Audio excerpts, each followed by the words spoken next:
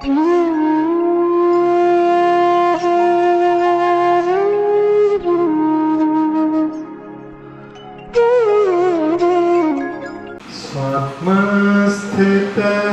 सर्वगतः समस्तः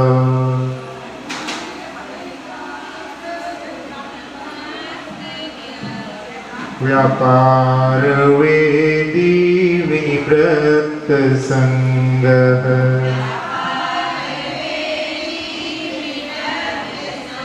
प्रवृद्धकालोऽप्यजरोवरेण्यः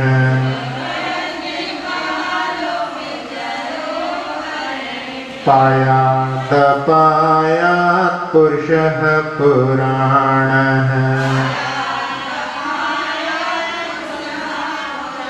परैरचिन्त्यं युग्भारमेकः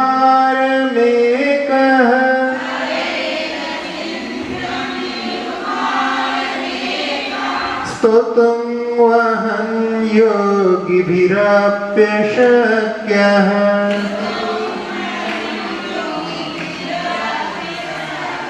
स्तुत्योदमे सौब्रश्वो न भानुः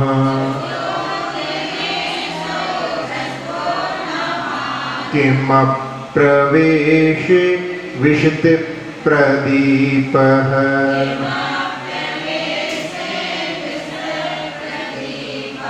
तत्याज शक्रः शक्नाभिमानम्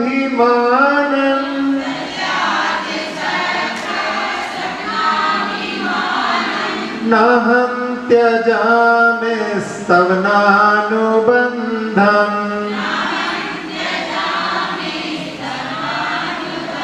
स्वल्पेन बोधेन ततोऽधिकार्थम्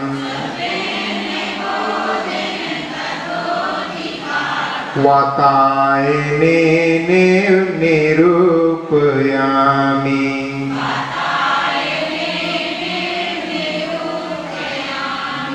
त्वं विश्वद्रष्टा सकलैरदृश्य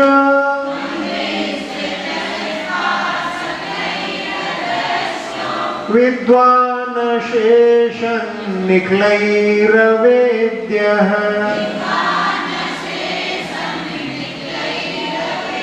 वक्तुं कियान् कीदृशेत्यशक्यः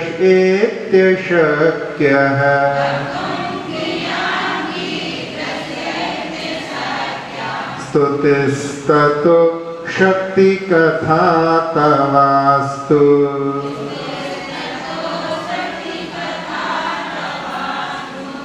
कल अपन ने देखा था कि कवि धनंजय भगवान की स्तुति करते हुए कहते हैं कि भगवान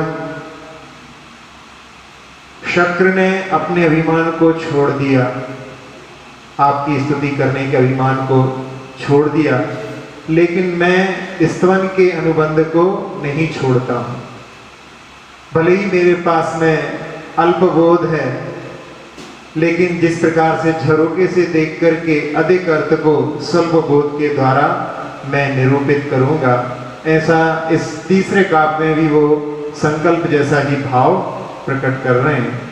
लेकिन जैसे ही चौथे काव्य पर पहुंचते हैं और वहां पर अपनी लघुता स्वीकार करते हैं कि हे भगवान, आप पूरे विश्व को देखने वाले हैं, लेकिन आपको कोई नहीं देख सकता। आप सबको जानते हैं, लेकिन सबके द्वारा आप नहीं जाने जाते। आप कितने हैं और कैसे हैं ये भी कहना शक्य नहीं है। फिर हमारी स्तुति क्या होगी, वो हमारी असमर्थता की ही कहानी हो। इस प्रकार से अपनी लघुता ने स्वीकारी कि भगवान का स्तवन करना छद्मस्त के बस की बात नहीं है। छद्मस्त कौन होते हैं? छद्म यानी कहलाता है आवरण। तो जिनके ज्ञान और दर्शन पर आवरण होता है वो छद्मस्त कहलाते हैं। तो 12वें गुणस्थान तक के जो मुनिराज हैं वो भी छद्मस्त की ही कोटि के अंतर्गत आते हैं। तो ऐसे जो है छद्मस्तों के द्वारा केवल ज्ञानी के गुणों का वर्णन करना संभव नहीं। अब अपन 5वें काव्य से आज का विषय प्रारंभ करते हैं। व्यापीडितं बालमिवात्म दोषै रुल्लाघतान् लोकमवापिपस्त्वं हिताहितान्वेषणमान्द्यभाजः सर्वस्य जन्तोरसिपालवैद्यः व्यापीडितं बालमेवात्मदोषै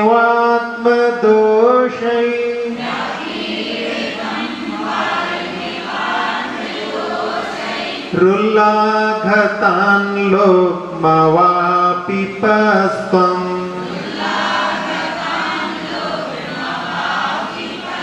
हिताहितान्वेषणमान्द्यभाजः सर्वस्य जन्तोरसिपालवैद्यः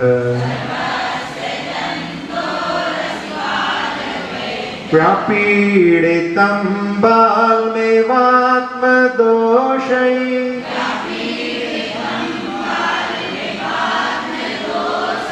रुल्लाघतान् लोकमवापिपस्त्वं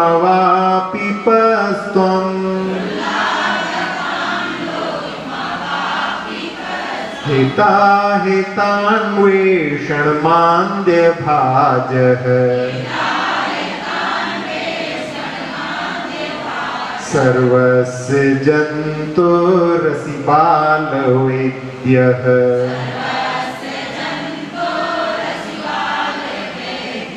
पढ़िए।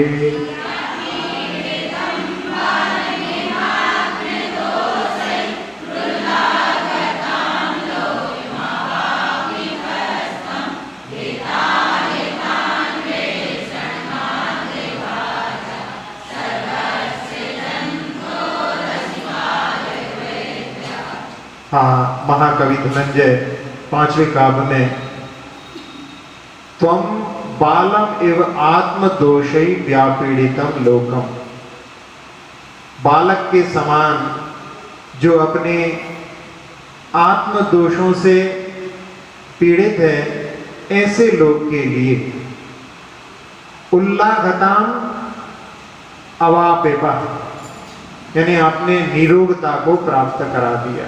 जो अपने आत्मदोषों के द्वारा स्वस्थ नहीं है, रोगी है, ऐसे पीड़ित लोग के लिए आपने निरोगता प्राप्त करा दी। उल्लाघताम जो है निरोगता के अर्थ में है, तो निरोगता आपने प्राप्त करा दी। अवापेपा यानी प्राप्त करा दी। फिर इसलिए क्या है आप त्वं हिताहित अन्वेषण मान्द्यभाजः, जो हित और अहित के अन्वेषण में खोज करने में मंद बुद्धि है। जड़त्वं भजति इति मान्द्यः, यानी जड़ बुद्धि है, ऐसे जीवों के लिए सर्वस्य जंतो, ऐसे सभी जीवों के लिए बाल वैद्यः असि, आप बाल वैद्य के समान हैं, जिसको आजकल इंग्लिश में बोलते हैं चाइल्ड स्पेशलिस्ट। तो भगवान के लिए कह रहे हैं कि भगवान आपने बालक के समान आत्मदोषों से जो पीड़ित हैं, रोगी हैं, ऐसे लोग के लिए आपने निरोगता प्राप्त कराई। इसलिए आप जो कि हित और अहित के अन्वेषण में मंद बुद्धि हैं, उनके लिए आपने निरोगता प्राप्त कराई। इसलिए आप सभी जीवों के लिए बाल वैद्य के समान हैं। क्योंकि जो चाइल्ड स्पेशलिस्ट रहते हैं उनको खुद समझना पड़ता है, बच्चा तो कुछ बोलता नहीं है। जानवरों के जैसे डॉक्टर होते हैं, जानवर भी नहीं बोलते, ऐसे बच्चे भी कुछ नहीं बताते, उनको समझना पड़ता है कि इसको क्या तकलीफ है। ऐसे ही यहाँ पर भगवान संसार में जो मंद बुद्धि हैं, क्योंकि अनादिकाल के संस्कार चले आ रहे हैं, उसके कारण में हित और अहित के बारे में कुछ भी नहीं जानते हैं। ऐसे सभी जीवों के लिए भगवान ने निरोगता प्राप्त करने का मार्ग बताया है। इसलिए भगवान के लिए यहाँ पर बाल वैद्य की उपमा दी है। पहले के समय में चाइल्ड स्पेशलिस्ट ज्यादा नहीं होते थे, लेकिन आजकल बहुत हो रहे हैं। कारण मालूम है क्या है उसका? आजकल संयुक्त परिवार नहीं है। संयुक्त परिवार होते थे तो बहुत सारी बीमारियां तो दादी वगैरह जानती थी कि ये तो स्वाभाविक रूप से होती हैं, इसमें डॉक्टर के पास ले जाने की क्या जरूरत है। लेकिन आजकल जो है सिंगल फैमिली हो गई है, तो वहां पर थोड़ा सा जो है कुछ हुआ कि फिर डॉक्टर के पास, फिर डॉक्टर के पास। तो डॉक्टर लोग बोलते हैं, चाइल्ड स्पेसिस्ट खासकर, कि हमारा बहुत ज्यादा सिर दर्द बढ़ गया। पैसे भले ही मिल रहे हो लेकिन साथ साथ में बहुत ज्यादा ओवरलोडेड हो रहे हैं। तो यहाँ भगवान के लिए वाल वैद्य की उपमा दी गई है। अब यहाँ पर आत्म दोषों के बारे में बात है। आत्म दोषों से सारा संसार व्याप्त है, पीड़ित है। तो आत्म दोष क्या है? तो जैसे स्वामी लिखते हैं कि राग द्वेष मोहादया दोषा। क्या दोष हैं संसारी प्राणियों के लिए? राग द्वेष मोह। मोह की ही संतानें राग द्वेष होती हैं। मोह के कारण में व्यक्ति गाफिल हो जाता है और उस मोह को दर्शन मोहनी या मिथ्यात्व भी कहा जाता है। उसके मिथ्यात्व के आप लोगों ने 5 भेद सुने होंगे। कौन कौन से हैं उसके? विपरीत एकांत विनय के, संशय अज्ञान पुनः के। आलोचना पाठ की पंक्तियां शायद, तो आलोचना पाठ में ये पंक्तियां आती हैं। विपरीत मिथ्यात्व वो होता है किसी विपरीत चीज को स्वीकार कर लेना। जैसे हिंसादि से ही मुक्ति होती है। बहुत सारे लोग हिंसा में ही धर्म मानते हैं। ईश्वर के ही हम अंश हैं, इस प्रकार से भी मान्यताएं रहती हैं। जैसे विपरीतता को यदि जो कोई स्वीकार कर लेते हैं, वो विपरीत मिथ्यात्व की कोटि के अंतर्गत आते हैं। एकांत मिथ्यात्वी अनेक धर्मात्मक कोई भी वस्तु होती है, उसमें एक धर्म को कि नित्य ही है, अनित्य ही है, किसी भी एक नए का केवल आग्रह रखा तो वहां पर वो एकांत मिथ्यात्व आ जाता है। जैसे कल ही चल रहा था कि उपादान और निमित्त दोनों की मैत्री होती है, लेकिन नहीं, निमित्त कुछ नहीं करता। इस प्रकार की यदि एकांती जो धारणा है तो वो भी एकांत मिथ्यात्व के अंतर्गत आ जाती है। फिर विनय मिथ्यात्व, आजकल इसकी भरमार रहती है। सब लोग जो कहते हैं सारे रास्ते, सारे धर्म जो है मुक्ति का रास्ता बताते हैं, सब भगवान समान है। ऐसी लोगों की बहुतायत लोगों की धारणा है, सबको एक तराजू में तोल देते हैं, जबकि देखते नहीं है कि जो भगवान कौन होते हैं। जो सर्वज्ञ हितोपदेशी और वितरागी, वितरागी पहले है, वितरागी फिर सर्वज्ञ फिर हितोपदेशी, वो ही भगवान की पात्रता को प्राप्त करते हैं। लेकिन वहां पर कोई कुछ नहीं, उन्होंने कह दिया कि ये भगवान तो सब भगवान स्वीकार होंगे। एक बार एक जगह पर एक मेला लगता था, 7-8 दिन का मेला था। उसमें लोग पूरी सब फैसिलिटी थी वहां पर खाने पीने की, तो एक बार घुस जाओ तो 8 दिन बाद निकलना है। तो उसमें उस व्यक्ति ने सोचा, उसने नए नए जूते खरीदे थे, उसने सोचा कि कहीं ऐसा ना हो कि बदल जाएं, चोरी हो जाएं। तो मेले के बाहर उसने एक जगह पर गड्ढा करके और वहां पर उनको दबा दिया। अब लौट के आऊंगा तो भूल नहीं जाऊं कौन सी जगह है। तो उसने उसको मिट्टी से दबा करके उस पर एक पत्थर रखा, वो पत्थर के ऊपर थोड़ा सा सिंदूर रख करके वो अंदर चला गया। अब उस मेले में जो भी लोग आए तो बस उसी जो है देवता की पूजा प्रारंभ हो गई, और इतनी व्यवस्था करना पड़ी कि उसके लिए एक अलग कमेटी का निर्माण करवाना पड़ा। उसमें जो है सब लोगों को व्यवस्था दर्शन करने के लिए सबको पूरे जो है मार्केटिंग आदि करके वहां पर काम चल रहा था। जब वो 8 दिन बाद निकला और उसने कहा क्या हो रहा है यहाँ पे, तो कहते यहाँ पे कोई देवता की जो है आराधना के लिए लोग जो है लाइन में लगे हुए हैं। तो उसने कहा वहां तुम्हारे जूते रखे हैं। तो उधर व्यक्ति ने कहा कि अभी थोड़े शांत रहो, यदि बोला तो तुम्हारी पिटाई हो जाएगी, थोड़ी देर बाद मेला खत्म होने वाला है, फिर अपने जूते निकाल करके ले जाना। ऐसी जो है चलती है। तो कोई भी हो, सब देवताओं को स्वीकार करने वाले ये सबसे ज्यादा बहुतायत होते हैं, वो विनय मिथ्यात्वी कहलाते हैं। इनमें ऐसे रहते हैं इन लोगों के लिए कि सब जगह अपना वो है, प्रयास करते रहो, कोई ना कोई तो अपना काम कर देगा। जैसे लॉटरी में होता है कि 10 नंबर पे जो है लगाओ तो एक ना एक नंबर लगता है, ऐसी वो सोचते हैं सब जगह लगाओ, एक तो जो है काम में आ जाएगा। लेकिन जो सबके लिए साधने की कोशिश करते हैं वो वहां पर उनका कोई कार्य सत्ता नहीं, एक साधे सब सदें और सब साधे सब जाएं वाली बात रहती है। तो भगवान के स्वरूप के बारे में जानकारी ना रख करके सबको एक तराजू में तोलना, ये वैनिक मिथ्यात्व कहलाता है। फिर इसके बाद में संशय मिथ्यात्व में रत्नत्रय से मुक्ति होती है कि नहीं होती, फिर तप से मुक्ति होती है कि भोग से मुक्ति होती है। आजकल बहुत सारे ऐसे भी उपदेश होने लगे हैं कि अरे तप से कुछ नहीं होता है, उससे तो जो है संकल्प विकल्प होते हैं, निर्विकल्प रहो, जितना भोग सको भोगो, निर्विकल्प रहो, उससे जो है मुक्ति होती है। तो इसलिए व्यक्ति जो है इसमें भी संशय में आ जाता है। तो ये भी एक जिसमें ऐसी स्थिति रहती है वो संशय मिथ्यात्व के कोटि में आता है।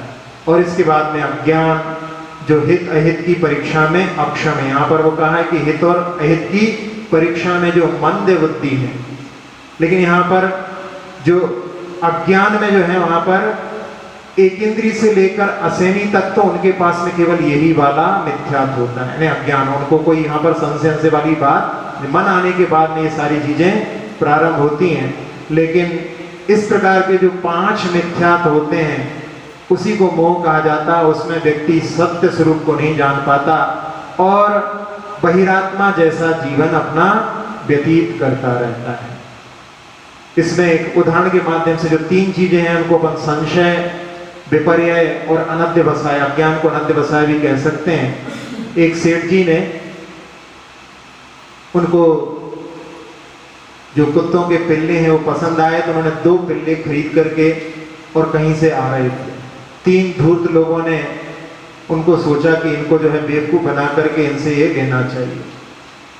थोड़ी थोड़ी दूर पर वो लोग खड़े हो गए और एक ने उनसे कहा, अरे सेठ जी ये बिल्ली के बच्चे कहाँ से ले आए? अब वो है कुत्ते के पिल्ले, लेकिन वो जो है बिल्ली का, वो तो उसने कहा क्या बोल रहा है, ये अनध्यवसाय, ध्यान ही नहीं दे रहा क्या बोल रहा है ऐसा कर। फिर थोड़ा और आगे बढ़े, आगे बढ़ने पर फिर दूसरे ने कहा, अरे सेठ जी ये बिल्ली के बच्चे तो बड़े सुंदर लग रहे हैं। तो उस समय अरे ये तो जो है कहीं मैं बेवकूफ तो नहीं बन गया, उसमें संशय उत्पन्न होने लगा। उनके हाथ में है कुत्ते के पिल्ले, लेकिन उनको लग रहा है कि बिल्ली के बच्चे तो नहीं, तो संशय की स्थिति हो गई। और आगे बढ़े तो उन्होंने, तीसरे वाले ने भी बिल्कुल वैसा ही कहा। तो उस समय में तो उन्होंने बिल्कुल निर्णय कर लिया, करे मैं तो गलत फंस गया यहाँ पे, मैं तो जो है सोच के लाया था कि बिल्ली कुत्ते के पिल्ले हैं, लेकिन बिल्ली के बच्चे हो वहां पर छोड़ करके भाग गया और उनका वहां पर जो मंतव्य था वो सिद्ध हो गया। लेकिन यहाँ पर ऐसी स्थिति जो रहती है उसके माध्यम से अपन समझ सकते हैं कि अनध्यवसाय अज्ञान क्या होता है, संशय क्या होता है और विपरीत, यानी उसको विपरीत स्वीकार कर लेना, ये विपरीत मिथ्यात्व कहलाता है। तो ये जो दोष हैं उसमें मोह को अपन ने इस प्रकार से समझा। राग, जो पदार्थ अपने को अच्छा लगता है उसको प्राप्त करने की भावना, उसको चाहना, वो राग कहलाता है। जो पसंद नहीं है उसको दूर करने की भावना, वो द्वेष कहलाता है। किसी के कपड़ों को जो उसको पसंद है, कहता है छोटा भाई कि हमको पहनने दे दो, नहीं बिल्कुल नहीं दूंगा, ये उसके प्रति राग को प्रदर्शित करता है। और जो पसंद नहीं है वो कहते हैं कि इसको काम वाले को दे दो, तो वो द्वेष का प्रतीक है। और स्वयं पहन भी नहीं रहे हैं, अलमारी में टंगे हुए हैं, फिर भी वहां पर मन में लहर आ रही कि वाह क्या चीज मेरे पास है, ये मोह की परिणति है। तो इस प्रकार से राग द्वेष मोह ये परिणति चलती रहती है और राग द्वेष की परिणति के कारण ही संसार में प्राणी पापों को करता है। इसीलिए रत्नखंड श्रावकाचार्य में कहा गया है कि रागत द्वेष निवृत्ति चरणम प्रतिपद्यते साधु। जो राग द्वेष की निवृत्ति के लिए ही 5 पापों का त्याग किया जाता है। तो संसारी प्राणी 5 पापों में लिप्त है। हमने जब पहले दिन भूमिका में बताया था, निमित्त और हेतु के रूप में वहां पर बताया था कि ये 5 पापों से भगवान की स्तुति जो है 5 पापों से मुक्त करने वाली होती है। जो अरहंत भगति मन जाने, सो जन विषय कसाय न जाने। इस प्रकार से 5 पाप कसाय आदि सब चीज इसमें आपस में जो है कोई ज्यादा अंतर नहीं, सब एक दूसरे से मिले हुए। तो 5 पापों से किस प्रकार से व्यक्ति लिप्त होता है राग द्वेष की परिणति के कारण में, जिसमें हिंसा पाप, अनादिकाल के संस्कार जीव में पड़े हुए हैं। करना तो आपको सिखाना पड़ेगी, हिंसा सिखाना नहीं पड़ती। हिंसा के संस्कार तो क्योंकि अनादिकाल से संसार में परिभ्रमण कर रहे हैं, उसमें कहाँ कहाँ कैसी कैसी पर्याय में, वहां पर कुछ ऐसी पर्याय भी हैं जहां पर तो केवल जो बड़ी मछली छोटी मछली को खा जाती है वो वाला राज चलता है, तो वहां पर यही संस्कार बने रहते हैं। एक बार किसी ने प्रसंग सुनाया था कि हमने छोटे से बच्चे को बोला कि देखो तुम छोटे छोटे जो कीड़े मकोड़े रहते हैं उनको मारा मत करो, सिखाने के लिए। तो कहने क्यों नहीं मारा करें? तो कहने कि देखो ये छोटे छोटे कीड़े मकोड़ों को मारोगे तो उनकी माँ को दुख नहीं होगा। जैसे तुमको कोई मार देता है, तुम रोते हुए आते हो तो हमको बहुत दुख होता है। दूसरे दिन वो बच्चा जो है अपनी माँ को बुला करके कहता है कि देखो देखो माँ, अब उसकी माँ को दुख नहीं होगा। तो उन्होंने पूछा क्यों? कहने मैंने आज उसकी माँ को ही मार दिया। सोचो आप, ये संस्कार किसने सिखाया? छोटे से बच्चे को करुणा सिखा रही है वो, लेकिन वहां पर वो कुछ और ही जो है पहले से जो संस्कार पढ़े हैं उनको सीखा हुआ है। तो ऐसे तो हिंसा के द्वारा जो है पाप का अर्जन चलता है। हिंसा में आनंद मानने वाले बहुत सारे जीव हैं, क्योंकि रौद्र ध्यान जो होता है उसमें हिंसा में ही आनंद की अनुभूति होती है। हम अपने परिणामों को देखें, हम कब प्रसन्न होते हैं उसमें बहुत कुछ रौद्र ध्यान छुपा होगा। जब कभी हम दुखी होंगे उसमें हमारा आर ध्यान छुपा होगा। धर्म ध्यान, आर ध्यान, रौद्र ध्यान से ऊपर उठने के बाद में प्रारंभ होता है। कैसे कैसे संस्कार रहते हैं कि आजकल जो बहुत सारे गेम्स चल रहे हैं मोबाइल पर, उनमें सब में जो है हिंसा ही हिंसा है, एक दूसरे को मारना बस यही चल रहा है।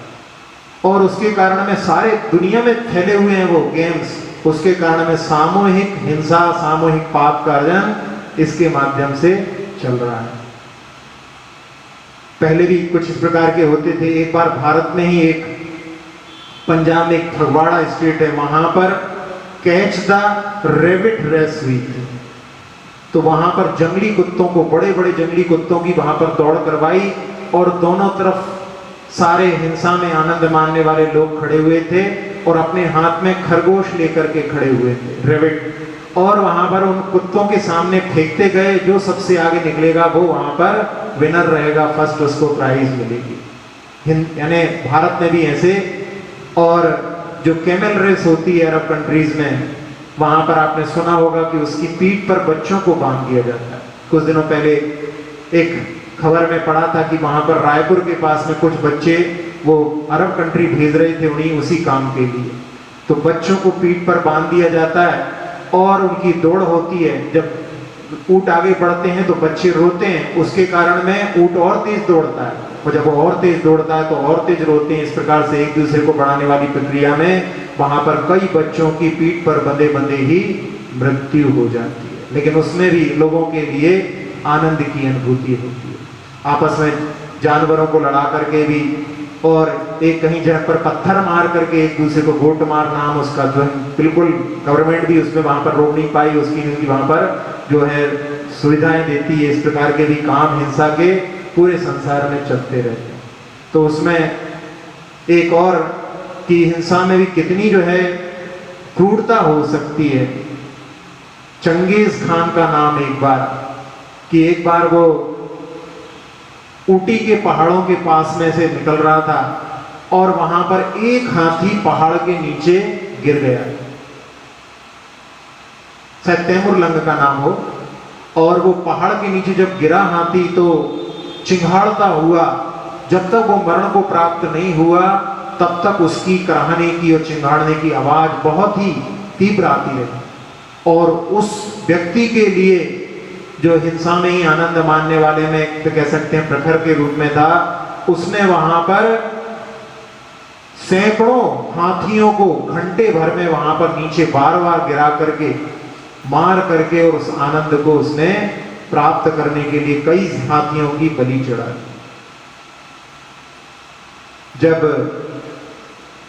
नागासाकी आदि पर जापान में जब बॉम्ब्स गिराए गए थे, उस समय में वहां पर जो अमेरिका के राष्ट्रपति थे उनसे पूछा कि जब जापान आत्मसमर्पण के लिए तैयार हो गया था तो आपने फिर क्यों बॉम्ब्स का जो है बॉम्बार्डिंग की। तो उसने कहा कि सब लोग जान जाएं पूरी दुनिया के सबको जो है हमारे अधीन रहना, इसलिए हमने ऐसा किया। हजारों लोग वहां पर, लाखों लोग मरण को प्राप्त हुए थे। और वहां पर जब उससे पूछा गया कि आपको रात में नींद आई कि नहीं आई, तो कहने मैं बहुत दिनों के बाद में रात में चैन से सोया। लाखों लोग मरण को प्राप्त हो गए और उनकी जो है वहां पर कोई पीड़ा की बात नहीं, उसमें कह रहे हैं हम आराम से सोए। ऐसे जो है हिंसा में आनंद मानने वाले जो हैं बहुत सारे लोग रहते हैं, ऐसे संस्कार भी जीवों में बहुत से पड़े रहते हैं। तो ये हिंसानंदी जो रौद्र ध्यान है उसको यहाँ पर अपन इसके माध्यम से किससे बचने के लिए अपने लिए प्रयास करना चाहिए। संवेदनाएं सिखानी पड़ती हैं। एक बार एक छोटी सी बच्ची किसी के सामने कहने लगी 2 उंगली अपनी ऐसी करके कि इसमें से छुओ आपको इसी, यदि आप ये छुओगी तो हम ये ना इसमें से हमको एक में जो है टॉफी छोड़ना पड़ेगी, एक में आइसक्रीम छोड़ना पड़ेगी। तो उससे पूछा कि ऐसा क्यों, तो उसने कहा कि हमको ऐसे संस्कार मिले हैं, कोई जीव की हमसे जो है पैर दबने से हिंसा हो गई है, अब हमें उसके लिए प्रायश्चित करना है तो हमें एक चीज का त्याग करना चाहिए। ऐसे भी जो है संस्कार लोगों में जहाँ पर करुणा के संस्कार डाले जाते हैं वहां पर इस प्रकार के भी कार्य होते हैं। तो ये हिंसानंदी रौद्र ध्यान है, उससे बचने के लिए हमें प्राप्त करना चाहिए। कभी कभी हम बच्चों में भी ऐसे संस्कार डाल देते हैं जो हिंसा के संस्कार हो जाते हैं, करुणा के संस्कार नहीं रहते। छोटा सा बच्चा जब गिर जाता है तो उस समय में हम उसको कह देते हैं, यदि रोने लगता है कि जल्दी से है इसको हप कर दो, धरती को जो है पिटाई कर दो धरती की, तो इससे करुणा नहीं सीखेगा वो, इसके माध्यम से वो और हिंसा को और ज्यादा सीखेगा। तो हमें किस प्रकार के संस्कार देना चाहिए ये भी हम इसके माध्यम से समझ सकते हैं। दूसरा जो पाप है झूठ बोलना, असत्य, इसका तो जो है इतना वातावरण बन गया है आजकल। तो कहते हैं लोग कि महाराज जी हम झूठ नहीं बोलते, मोबाइल हमको झूठ बुलवाता है, उसके ऊपर आरोप कर देते हैं, अपनी गलती को दूसरे के ऊपर थोप देते हैं। कोई कभी किसी से पूछता है कहाँ से बोल रहे हो, तो वो कहता है अरे काय को पूछ रहे हो, कोई सही बताएगा कहाँ से बोल रहा है, वो कहीं से होगा और कहीं का कहीं बोलेगा। ऐसे जो है झूठ की जो है बहुत ऐसी स्थिति बन गई है कि अब व्यक्ति जो है कभी कभी सत्य बोले तो लोग विश्वास नहीं करते, वो झूठ में ही जो है सब लोग जो है अपने आप को मान रहे हैं कि यही ठीक है।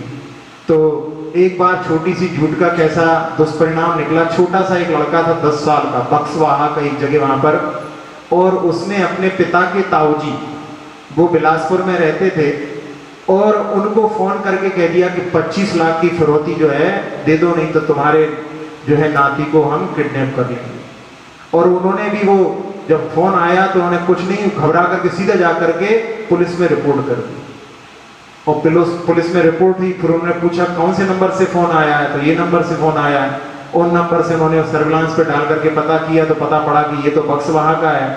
वहां पर पुलिस भेजी उन्होंने, और उनके माता पिता और उस लड़के को पकड़ करके वहां पर बिलासपुर लेकर के आए। और फिर जब वहां पर देखा तो करे ये तो हमारा ही जो है परिवार वाले ही, लेकिन वो उसकी दर्ज हो गया था। तो कहते हैं उसका पटाक्षेप, अब बच्चों का जो न्यायालय होता है वहां पर उसको शपथ लेकर के कि हम ऐसा आगे कभी नहीं करेंगे, ऐसे झूठ नहीं बोलेंगे, तब उसको वहां पर पूरी तरह से मुक्त माना जाए। छोटी सी झूठ भी कितनी हानिकारक हो सकती है, ऐसे भी उदाहरण देखने के लिए मिलते हैं।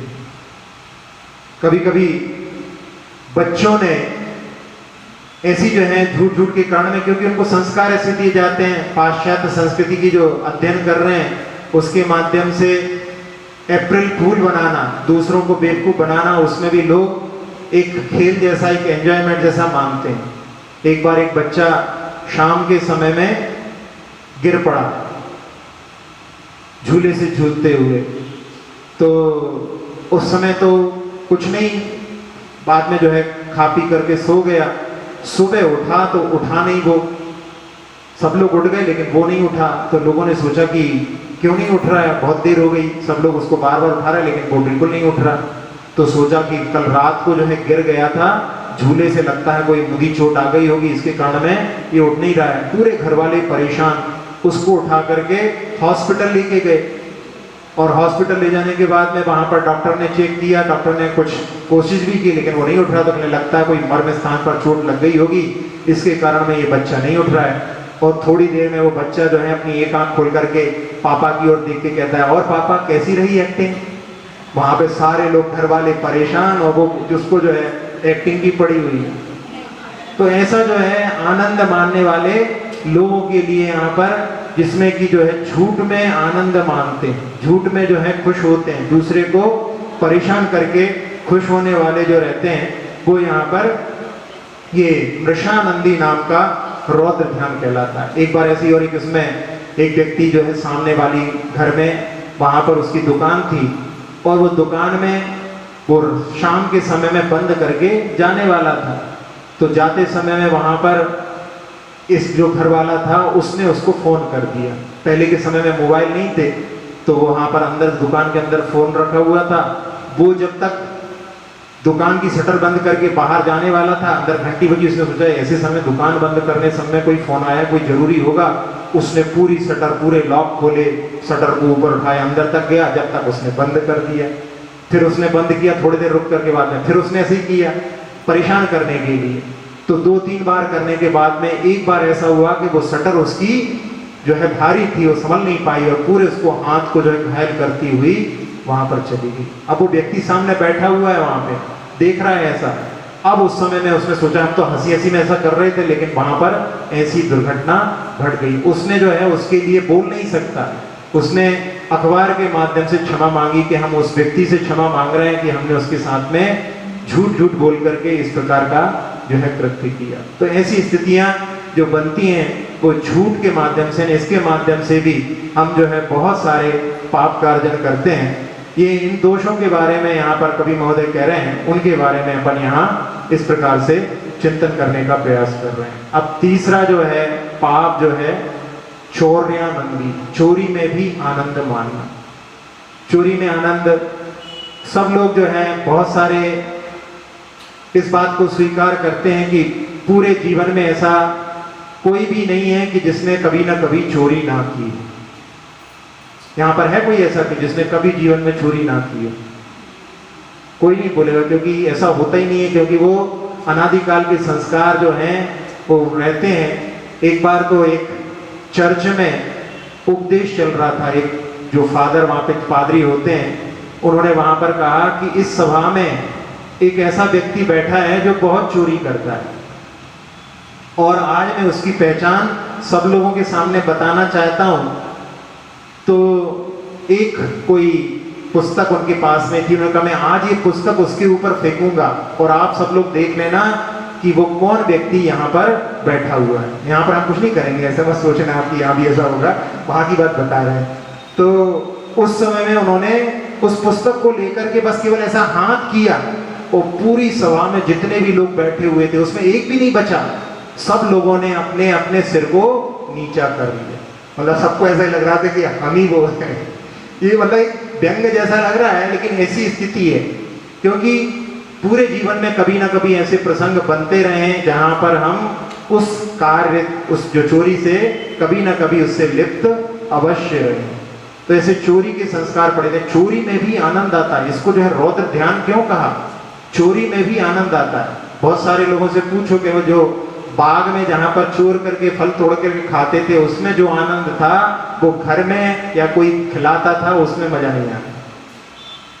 ये सब लोगों की गर्दन हिलती हुई बता रही है कि सब लोग मानते हैं इस बात को कि हाँ उसमें एक अलग आनंद, क्योंकि वो अनादिकाल के जो संस्कार पड़े हुए हैं उसका एक अलग जो है स्वाद देते हैं। तो उन पापों में भी आनंद की अनुभूति, चोरी में भी आनंद की अनुभूति।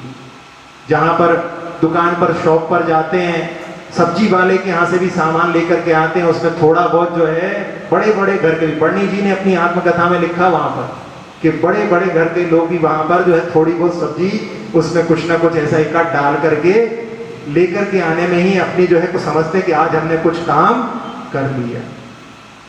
एक लड़का था जो इतने पैसे वाले घर का था कि वो दूसरे लड़कों के लिए लोन देता रहता था। लेकिन उसको चोरी की आदत थी। और वो किसी दुकान पर जाए और वहाँ पर सामान दिखाने के लिए जब बोला जाए, ये पसंद नहीं आया, वो जब तक वहाँ पर दूसरा लेकर के आए तब तक वो एक आध सामान को पार कर। और उसके बाद में उसको आनंद की अनुभूति थी, इस बात से प्रकट होती है कि जब वो सामान को चुरा लेता था तो अपने सब दोस्तों को बताता था। एक बार उसने की रिंग चुराई, 50 रुपए की मुश्किल से की रिंग होगी, और उस छल्ले को उसने अपनी उंगली में रख करके और बड़े उससे घुमाते घुमाते कि अरे आज तो मैंने कितना बड़ा काम किया। तो उस समय में उसके जो दोस्त थे वो कहते थे अरे आज तो वास्तव में तुमने बहुत बड़ा काम किया, आज तो पार्टी हो जाए। तो 50 रुपए की कीरिंग चुराता था और 200 रुपए पार्टी में खर्च कर देता। अब ये क्या है? केवल मानसिकता, उसमें जो है उसमें आनंद की अनुभूति। तो ऐसी जो है स्थिति जो है चौर्यानंद में होती है। तो ये चोरी का भी, चोरी में भी आनंद करना, इसके भी जो है रौद्र ध्यान इसीलिए कहा गया है। और रौद्र ध्यान के लिए नरक का कारण कहा है। आर ध्यान जो है त्रिंच पर्याय का कारण होता है मुख्यतः से, और रौद्र ध्यान नरक का कारण होता है। संपत्ति आदि का भी बारे में भी आएगा, उसमें जो आनंद मानते हैं वो नरक के लिए भगवारम परिगतम नार कश्यासा। और आर ध्यान के कई उदाहरण आपको मिलेंगे। जब पार्श्वनाथ भगवान मरुभूति के जीव में उस समय थे भाव में, तब उस समय में शिला उनके ऊपर डाली गई थी और उस पीड़ा के कारण में वो मर करके हाथी की पर्याय को प्राप्त हुई। तो आर ध्यान के कारण में त्रियंच पर्याय और रौद्र ध्यान के कारण में मुख्यतः से नरक पर्याय के लिए कारण बनता है। तो ऐसे जो है चौर्यानंद में, चोरी में आनंद मानने के कारण में, चोरी में व्यक्ति के लिए जब धन आदि चला जाता है तो कई बार कई लोगों के तो प्राण तक चले जाते हैं। धन के प्रति ऐसी आसक्ति रहती है ना, आप उसके धन को ही नहीं चुराया, आपने उसके प्राणों को ही चुरा लिया। एक बार एक जो है कंट्री, नॉर्वे कंट्री है, वहां पर बहुत ठंड पड़ती है। एक व्यक्ति अपने घर में सो रहा था, उसने नई नई कार ली थी और कार नई नई ली थी तो वो उसके लिए कुछ व्यवस्था नहीं थी, बाहर ही पार्क की हुई थी। अब वो रात में सो रहा था अपने कमरे में और उसको गाड़ी स्टार्ट होने की आवाज सुनाई थी। और जैसे ही उसने सुना उस आवाज को तो एकदम सोचा कि मेरी कार को कौन ले जा रहा है। अंडरवियर में निकला था, वहां पे ठंड पड़ती है माइनस में, अंडरवियर में अंदर में था, लेकिन जैसे ही उसने देखा कि हमारी कार को कोई चुरा करके ले जा रहा है, वो सीधा दौड़ करके वहां पर भागा और उसने कार को पीछे से पकड़ने की कोशिश की। उसने जो चोर आया था उसको भी समझ में आ गया और वो उसने कार को जो है थोड़ी स्पीड बढ़ाई, लेकिन इसने कोशिश करके उस कार के ऊपर चढ़ गया। और उसने फिर देखा कि जब ये ऊपर चढ़ गया तो और स्पीड बढ़ाई उसने कि गिर जाए ये। तो उसने वहां पर देखा कि सफल नहीं हो पा रहा है, तो वो पीछे साइड से उतर करके उसने अपने घुटने से उसके पीछे वाले कांच को तोड़ने की कोशिश की उसने, और उसके माध्यम से वो अंदर घुस रहा था। इधर ये पीछे बार बार देख रहा था, तो एक जगह जाकर के उसकी गाड़ी भिड़ गई और इस प्रकार से रुक गई। वो बाद में पकड़ा गया, लेकिन उसके लिए अपनी जान भी जोखिम देने का, अपनी संपत्ति को बचाने के लिए व्यक्ति अपने जान को भी जो है जोखिम में डाल देता है। तो ऐसा जो चौर्यानंद या चोरी का जो काम होता है वो कितना खतरनाक होता है, अपन इसके माध्यम से समझ सकते हैं। अब कुशील, आज तो जो है लगता है 5 की व्याख्यान करते करते पूरा समय हो जाएगा। कुशील के बारे में आप लोगों ने एक उदाहरण सुना होगा कि एक बार एक व्यक्ति ने तप किया और उसके माध्यम से उसको अमर फल की प्राप्ति हो गई। और अमर फल, गरीब व्यक्ति था तो पत्नी ने कहा कि अमर तो वो लोग रहे जिनके पास पैसा है, गरीब में मर रहेंगे तो और अपन मर जाएंगे, तो ऐसा करो इस फल को राजा को दे आओ।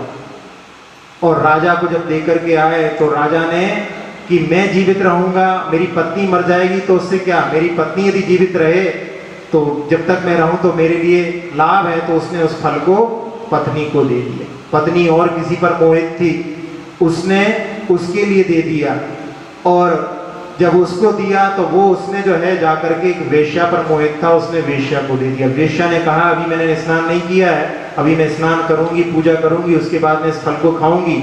और उस समय में वेश्या जो है वो राजा को चाहती थी और उसने जाकर के राजा के लिए वो फल भेंट कर दिया। जब राजा के सामने वो फल हाथ में आया तब उस समय में उसकी सांस ऊपर की ऊपर और नीचे की नीचे रह गई। पहले भाई ने उसको समझाया था, लेकिन उस समय में उसने उसकी बात पर विश्वास नहीं किया था। लेकिन आज ये दृश्य देख करके, और वो भर्तृहरि का एक वैराग्य शतक है, उसमें काव्य मिलता है, याम चिंतयामि सततम मयि सा सक्ता साप्यन्नमिच्छति जनन सजनोन्य सक्ता अस्मत्प्रतिच्छ परितुष्यति काचिदन्या धिक्तां च तं च मदनं च इमां च मां च। इसमें काव्य में उन्होंने पूरी एक कथा को लिख दिया कि मैं जिसके बारे में चिंतन करता हूँ वो मुझसे व्यर्थ है, वो किसी और को चाहती है, वो जिसको चाहती है वो और किसी को चाहता है, और वो मुझे चाहती है। इसलिए धिक्ताम उसके लिए, पत्नी के लिए, और तम उस जो है कोतवाल के लिए, और मदनम काम के लिए, इमाम उस वेश्या के लिए, और माम चा मेरे लिए भी धिक्कार हो। इस प्रकार के यहाँ पर कुशील पाप के लिए इस काव्य के माध्यम से उन्होंने समझाने का प्रयास किया है। और पांचवा पाप परिग्रह होता है। परिग्रह के लिए पाप नहीं समझते, क्योंकि पाप किस प्रकार से अर्जन होता है उसमें भी इतनी आसक्ति हो जाती है। परिग्रह में भी आनंद की जो अनुभूति होती है वो भी हमारे लिए नरक के लिए भी कारण हो सकती है। कहा भी है कि राजेश्वरी सो नरकेश्वरी, जो राजा अपने राज्य पद पे मरण को प्राप्त होता है वो नियम से नरक को जाता है। इसी प्रकार से परिग्रह की आसक्ति में लिप्त होकर के यदि त्याग नहीं किया तो वो भी जो है नरक आयु के लिए कारण बन सकता है। परिग्रह के लिए, परिग्रह को पाप नहीं समझते, हो जो परिग्रह को पाप समझते हैं उनकी कैसी परिणति होती है। एक बार हमने आपको रतनचंद मुखचार जी के बारे में बताया था। वो एक बार शुद्ध सागर जी महाराज के पास में अध्ययन के लिए वहां पर स्वाध्याय के लिए गए थे, पढ़ाते भी थे और स्वयं अध्ययन भी करते थे वहां पर। तो वहां पर उनके लिए उनके गांव से एक बार पत्र आया, सहारनपुर के रहने वाले थे, और उस पत्र चूंकि पोस्ट कार्ड था तो सब कुछ लिखा हुआ उसमें दिखाई देता था, और जिस व्यक्ति ने उनको दिया उसने थोड़ा पढ़ भी लिया, खुला हुआ था तो पढ़ लिया उसने, लेकिन उनके चेहरे पर कोई भी सिकन नहीं आई। तो उस समय में उस व्यक्ति ने पूछ लिया कि इसमें जो खबर आई है आपको इससे कोई परेशानी नहीं हुई? क्योंकि उसमें खबर में लिखा हुआ था कि बहुत बाढ़ आने के कारण में घर का एक हिस्सा टूट करके गिर गया। तो उस समय में उन्होंने कहा कि परिग्रह पाप होता है, उसकी क्षति पर परेशानी कैसी, यानी वो नष्ट हो गया है तो उसमें परेशानी कैसी? ये तो अच्छा ही हुआ कि वो घर टूट गया थोड़ा, ये नहीं परिग्रह कम हो गया तो ये पाप कम हो गया। ऐसी दृष्टि वाले भी व्यक्ति रहते हैं। परिग्रह के प्रति ऐसी भी दृष्टि होनी चाहिए जैसी जिसमें उदाहरण के माध्यम से सिखाई गई है। आप लोगों ने बर्णी जी का वो उदाहरण भी सुना होगा कि जब उनकी हीरे की अंगूठी जहां पर पंचकल्याण में गए थे और शाम को सभा लगी और वहां पर उनके अंगूठी का जो हीरा था वो गिर पड़ा। सुबह उठे और जब सामायिक करने लगे, जब उंगली के ऊपर उंगली, हाथ के ऊपर हाथ रखा और उस समय उसके कांटे जिसमें से हीरा गिर गया हो उसके कांटे उनकी उंगली में चुभने लगे, और उस समय में उन्होंने चिंतन किया कि ये तो हीरा गिर गया है, 500 रुपए का था। उस जमाने में 500 रुपए बहुत कीमती होते थे। तो उन्होंने उस समय चिंतन किया कि अब चला गया, तो वहां पर थोड़ा सा आध्यान की परिणति बढ़ी। तो उन्होंने उस समय का सोचा परिग्रह तो ऐसा ही होता है, आता है तो दुख देता है, जाता है तो दुख देता है, इसका जो है संपर्क दुख देने वाला ही। उस समय उन्होंने सोचा कि यदि मिलेगा तो ठीक, नहीं मिलेगा तो अपन ने उसका त्याग मान लेंगे। फिर उन्होंने वहां पर घोषणा की कि भाई यदि किसी को मिल जाए और देने की भावना हो तो वो लौटा दे, और नहीं हो भावना तो उसको हीरा है, 500 रुपए की कीमत है, उसको ऐसा नहीं कि कोई बेवकूफ बना दे, जिसको मिला है उसको फायदा भी मिलना चाहिए। और उस समय में एक व्यक्ति आकर के, एक बच्चा आकर के कहता है कि बर्णी जी हमको ये प्राप्त हुआ है। उस समय उससे पूछा कि तुम्हारे मन में लोभ लालच नहीं आया? कहले आया था लालच, लेकिन जिस समय वो मिला था उस समय एक और लड़का खड़ा हुआ था, उसने देख लिया तो अब तो जो है मजबूरी में हमको बताना पड़ा। और उस समय उसने बच्चे ने कहा कि आप त्यागी हैं और आप इसको रखते हैं, ये आपको शोभा नहीं देता। उस समय में एक चमेली का तेल भी जो है बर्णी जी लगाते थे, वो भी बात उन्होंने कही। तो उस समय में बर्णी जी ने पहले भी एक बार आपने बात बताई थी, बर्णी जी ने सुनकर के कहा तय तो हमारा गुरु है, छोटे से बच्चे से ने बोला, और उस समय में उसी जो है हीरे को उन्होंने त्याग कर दिया। तो ऐसी परिणति भी होती है। चिरौंजा बाई ने भी जब सोनागिरी की यात्रा पर उनको पता पड़ा कि धन की जो है चोरी हो गई गांव में, तो उस समय सोचा जितना चला गया है वो चला गया है, जितना हमारे पास बचा है बस उतना ही हमारा परिग्रह है। कोई दुख की बात नहीं वहां पर। परिग्रह के प्रति ऐसी भी परिणति रखने वाले जीव होते हैं, तो ये परिग्रह भी पाप होता है कि हम इसके माध्यम से समझ सकते हैं। तो इन 5 पापों का जो मुख्यता से इस काम में कवि ने जो भाव रखा है कि हे भगवान, इस संसार में बालक के समान आत्म दोषों से पीड़ित इस लोक को आपने निरोधता प्राप्त कराई है। आप हित और अहित के अन्वेषण में जो मंद बुद्धि हैं, ऐसे सभी जीवों के लिए आप बाल वैद्य के समान हैं। ऐसे बाल वैद्य की उपमा दे करके भगवान की स्तुति इस 5वें काव्य में की गई।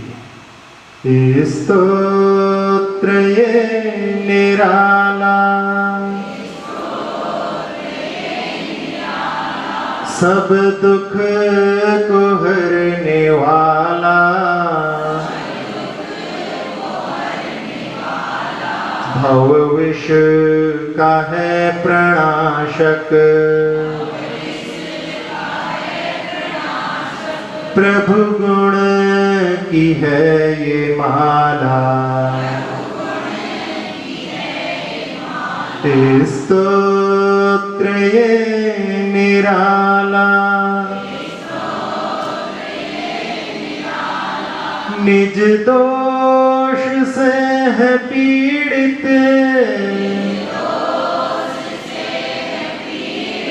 बालक समान सब जन, भवताप उनका हर के, कर देते स्वस्थ स्वामिन, जन शून्य हित अहित के, प्रभु बाल वैद्य आला, भव विष का है प्रणाशक, प्रभु गुण की है ये माला। स्तोत्र ये निराला, व्यापीडितं बालमेवात्मदोषै,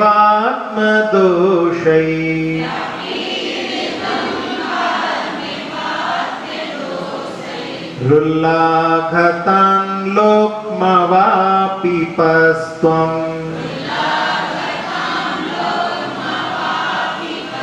हिताहितान्वेषणमान्द्यभाजः, सर्वस्य जन्तो रसिपालवैद्यः,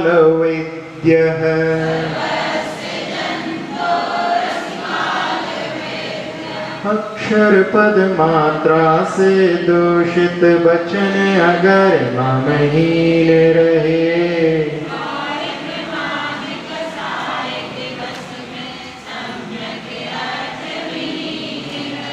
जिन वाणी माता मेरी उन सब त्रुटियों को क्षमा करें,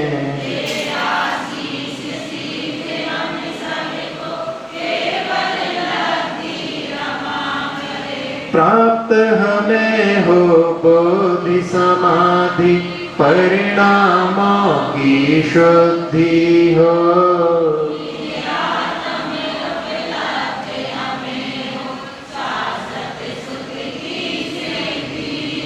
चिंतित वस्तु दात्री माता, चिंतामणि उपमा भाति,